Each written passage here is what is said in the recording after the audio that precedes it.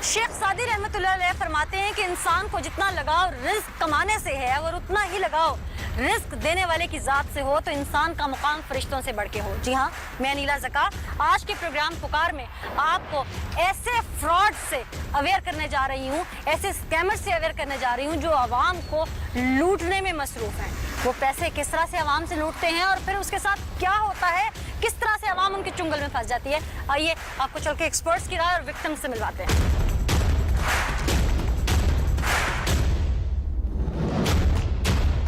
Programme के आगाज में हम आपको ऐसे एक मुतासिर शख्स से मिलवाने जा रहे हैं जिसके साथ फेसबुक और इंस्टाग्राम का फ्रॉड हुआ।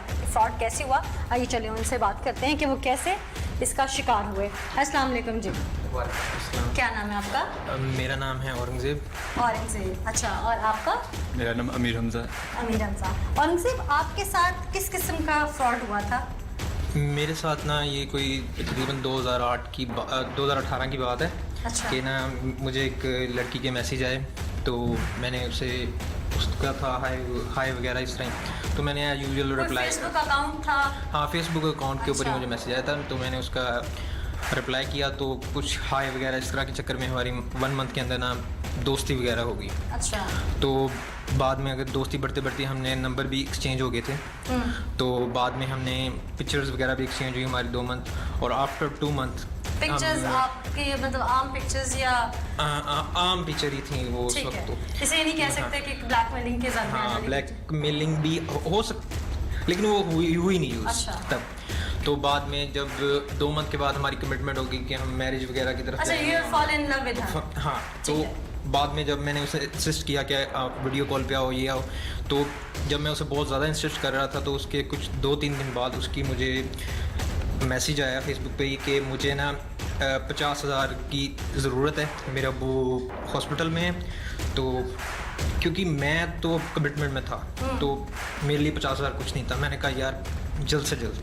तो मैंने उसे कहा कि कोई अकाउंट नंबर पूछ, कहते मेरा अकाउंट नहीं है, ये नहीं है। तो मैंने कहा मैं कैसे दूँ? तो उसने कहा कि मैं भाई को भेज दी हूँ, उसको पकड़ा दें क्योंकि एमरजेंसी है, किसी को पता नहीं चलेगा। तो मैंने गया हूँ एक जगह पे, वहाँ पे उसने कहा था आ जाएगा। तो मैंने उसको वहाँ पे 50,000 हैंड ओवर किए। बाद में जब मैं घर आया हूँ मैंने कहा कि मैंने हैंड ओवर कर दिया, उसका मैसेज आया ओके। उसके बाद उसका कोई मुझे रिप्लाई नहीं आया, कुछ नहीं आया।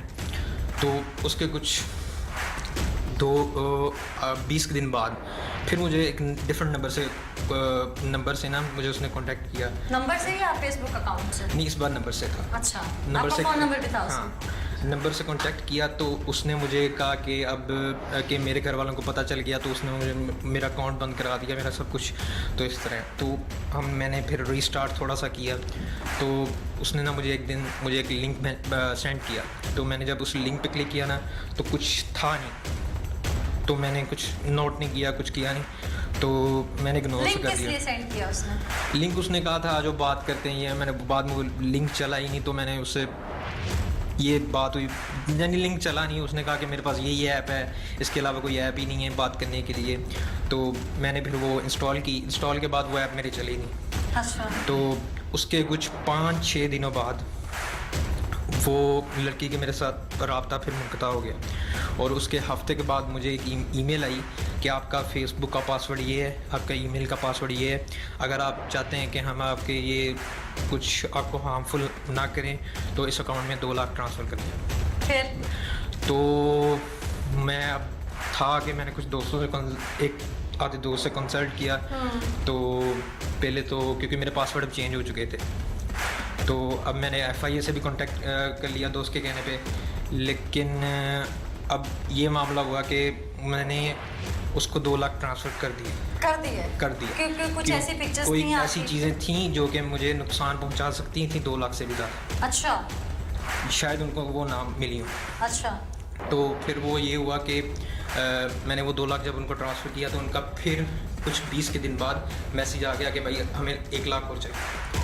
तो उन्होंने फिर मैंने कहा कि भाई अब दिस इज़ इनफ। मैंने FIA में रिपोर्ट की, उनका नंबर दिया, सब कुछ दिया। तो यानी कि 2.5 लाख रुपया आप 2-2.25 माह में गवा चुके हैं। हाँ, ये 3-4 महीने के अंदर 3-4 माह के। नाज़रीन, यहाँ पे हमारे साथ एक और विक्टिम भी मौजूद हैं जो एक और वाक़े का शिकार हुए और वो किस तरह से फेसबुक या इंस्टा या किसके ज़रिए वो किस तरह ट्रैप हुए, उन्हीं से जानते हैं। अच्छा अमीर हमजा, आपके साथ क्या हुआ था?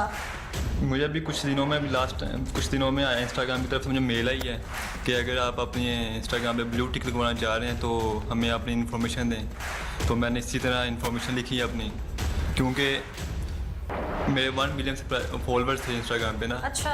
तो ब्लू टिक लगता है जिनके फॉलोअर्स ज़्यादा हों तो। अच्छा। तो मैं भी इन्फो दी मैंने, तो मैंने अपना अकाउंट लैपटॉप पे ऑन करने लगा दोबारा कुछ घंटों बाद, तो मेरा यूज़र नेम नहीं लग रहा था। तो मैंने दोबारा ट्राई की, फिर की 3-4 दफ़ा, तो फिर ना मेरा यूज़र नेम लग रहा, ना पासवर्ड लग रहा है, तो अकाउंट ऐसे गायब हो गया मेरा। हैक हो गया आपका अकाउंट? हाँ, हैक हो गया। उसके बाद रिकवर नहीं हुआ?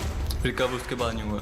अच्छा, ये बहुत सारे ऐसे लोग हैं जो फ्रॉड कर रहे हैं, फेसबुक पेज हैक्स हो जाते हैं, बहुत सारे हमारे ऐसे साथी एंकर्स भी हैं, बहुत सारे ऐसे हमारे सहाफ़ी बहन भाई भी हैं जिनके साथ ये इंसिडेंट्स हो चुके हैं। और सिर्फ यही नहीं, फेसबुक तक ही महदूद नहीं है ये हैकर्स, इवन ATM कार्ड से लेकर बैंक अकाउंट्स तक बहुत सारी चीज़ें ये लोग हैक कर लेते हैं।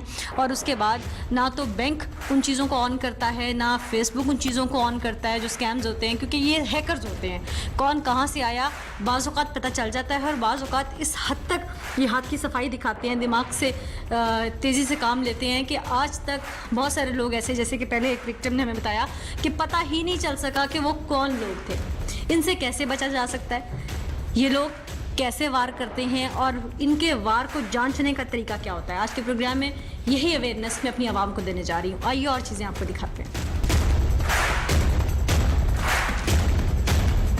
नाज़रीन, आज का प्रोग्राम करने का हमारा मकसद ये है कि अपनी आवाम को हम बता सकें कि किस तरह के फ्रॉड इस वक्त मार्केट में लोग कर रहे हैं, किस तरह से लोगों को लूटा जा रहा है, सादा लोगों के साथ स्कैम किए जा रहे हैं, लोगों ने ये धंधा किस तरह से अपना रखा है। आइए एक और विक्टिम से आपको मिलवाते हैं।